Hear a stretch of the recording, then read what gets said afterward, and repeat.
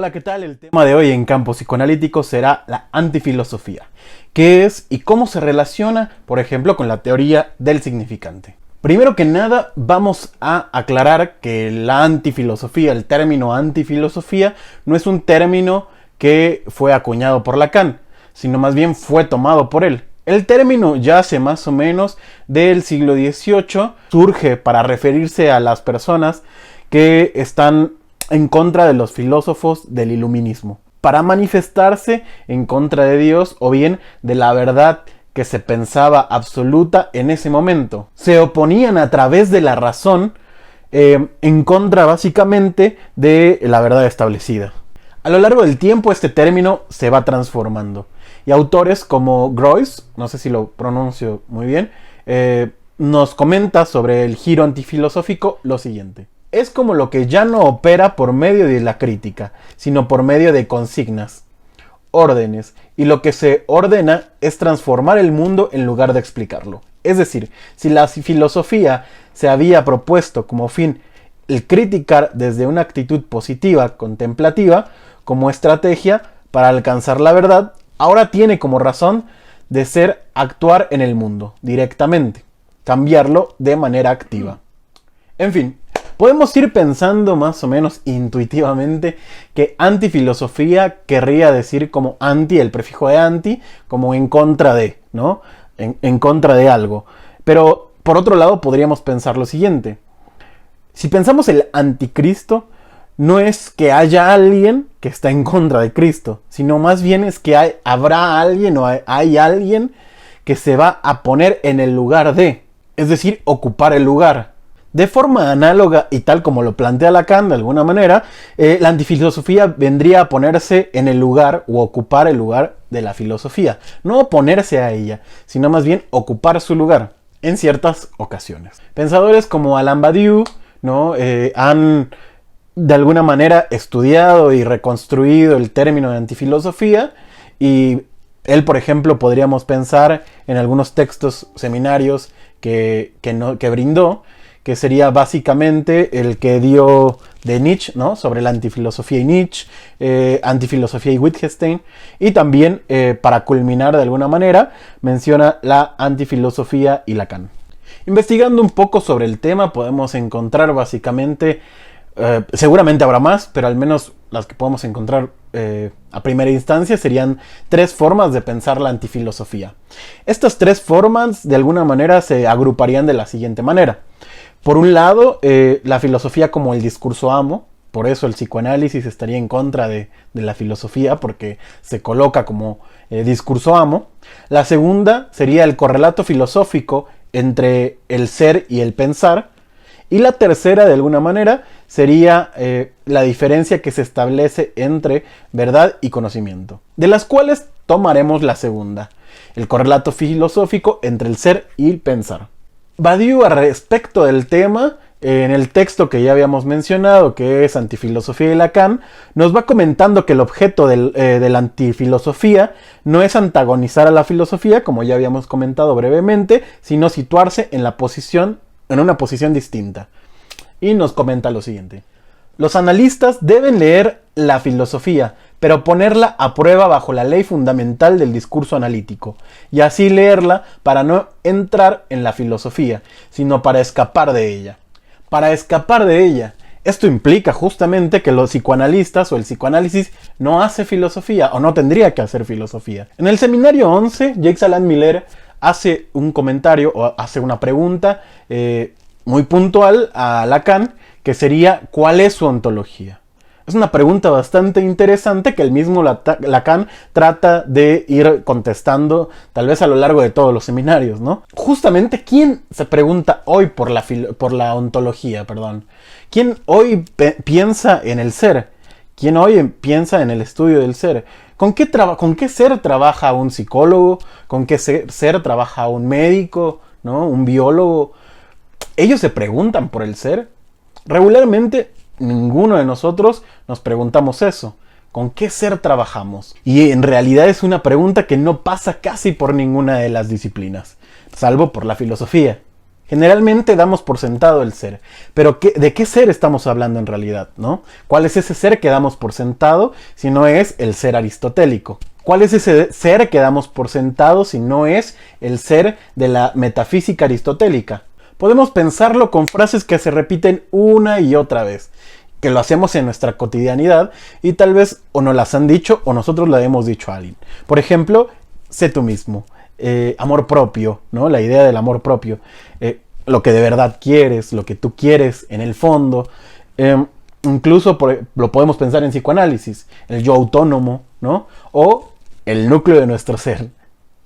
Todas y cada una de estas ideas proponen un ser inamovible, es decir, podemos cambiar un montón de cosas, pero hay algo, el ser, que siempre estará ahí, permanecerá. Hay algo que de verdad quieres, de verdad deseas. Hay algo que no podemos cambiar. El correlato de la filosofía que encuentra entre el ser y el pensar, y tal como lo encuentra a lo largo de su historia, podemos pensar principalmente en la marcada ruptura entre Parménides y Heráclito. Vamos entonces a la disputa entre estos dos filósofos presocráticos. Por un lado tenemos a Parménides, que promulga que el ser es y el no ser no es. Que el ser de alguna manera es único e inamovible, inmutable. Que el cambio, si lo pensamos bien, no es posible, ¿no? Si es inmutable e inamovible, no habría un cambio de ser per se. Si lo pensamos de esta manera, entonces podemos ver aquí el principio de identidad. Es decir, que A siempre va a ser igual a A. Por lo tanto, el ser va a estar interpretado siempre como una consistencia. Tú eres tú. Por el otro lado, tenemos a Heráclito. Heráclito menciona un axioma muy importante que sería que entramos y no entramos al mismo río dos veces. ¿Qué quiere decir esto? Básicamente, por ejemplo, si entramos al río Nilo hoy, ¿no? Y mañana volvemos, entonces, ¿entramos al mismo río o no entramos al mismo río? Por un lado, sí, es el río Nilo. Y por otro lado, el agua corrió. Entonces no es el mismo río que teníamos ayer, ¿no? Es decir, es un devenir continuo. El ser es interpretado como una transformación y una lucha constante. De esta manera podemos pensar, por lo tanto, que el principio de identidad ya no operaría. A ya no puede ser igual a sí misma. Creo que hasta este momento podemos intuir de alguna manera de qué lado está la propuesta en la teoría del significante, ¿no? Pero sigamos un poco. Podríamos pensar básicamente que ningún otro analista había preguntado o se había preguntado por el ser, por una cuestión ontológica. Aunque de alguna manera es un poco falso, ya que si lo pensamos con Winnicott, él tiene un texto sobre el self verdadero y el self falso, ¿no? Entonces no es del todo cierto, pero si bien podemos plantear que Freud jamás se lo preguntó, o al menos hasta donde yo tengo claro. Podemos para esto leer un pequeño fragmento del libro Jacques el Sofista de Barbara Cassini, que nos dice lo siguiente. Frente a la ontología, la tesis sofística y la tesis lacaniana formulan una unidad. El ser es un efecto de decir, un hecho de dicho. En este punto, en este posicionamiento, no se puede dejar de llamar sofista a Lacan. Aún así, ya lo hemos advertido, es siempre a su pesar como Lacan comprueba que no es parmenidiano, platónico, aristotélico, heideggeriano, filósofo. El que sea un ser de dicho, con el ser que trabajamos en la teoría del significante, deja de alguna manera claro que no hay una realidad prediscursiva. Es decir, el dicho funda las realidades. No hay un ser y que éste hable, sino más bien el ser está hecho por el discurso. Es creado por el discurso. Hasta este punto podemos ir entendiendo cómo es que la postura de Heráclito nos viene mejor para la teoría del significante. La antifilosofía de Lacan podemos pensarla básicamente como una respuesta a la ontología. Esta como núcleo de la filosofía, claro.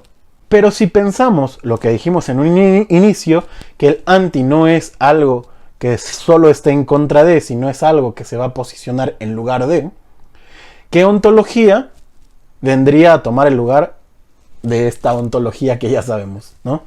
Pues bueno, La ontología, de alguna manera, que podemos leer que tomará ese lugar, será la ontología del agujero. Parménides proclama el ser como inamovible, es decir, que A siempre e inevitablemente, indiscutiblemente, va a ser igual a A.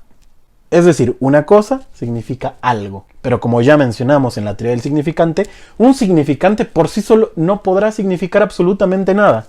Para que éste llegue a representar algo, ¿qué necesita? Otro significante, un S2. Y justo en la oquedad que genera ese bucle significante entre S1 y S2 es en donde aparece nuestro sujeto.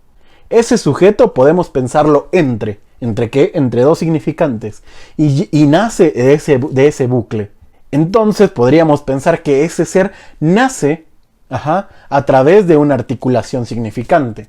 Nace en el agujero, en el bucle. No estaba antes, sino más bien es creado por esta articulación. Básicamente podemos pensarlo como el uno. El uno, que podríamos pensarlo como el ser, nace del cero. Lo mismo pasa acá.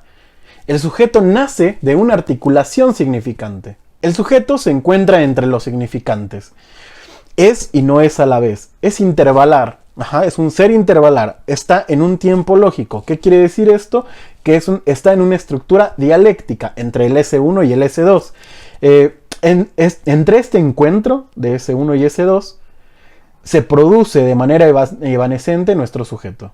Entonces, lo que podemos rescatar de la cuestión de la antifilosofía, que sería coherente con la teoría del significante, sería que la ontología que propone sería una ontología de bucle, una ontología de la oquedad. El sujeto de la teoría significante hace caer al ser en tanto ser. Ya no hay más un ser sustancial. Este ser será un hecho de dicho. Pero por acá dejamos el día de hoy. Les recuerdo pasar por nuestras redes sociales, Instagram y Facebook. Y no me voy sin antes decirles que nosotros no lo sabemos todo, pero podemos estudiarlo juntos. Hasta la próxima.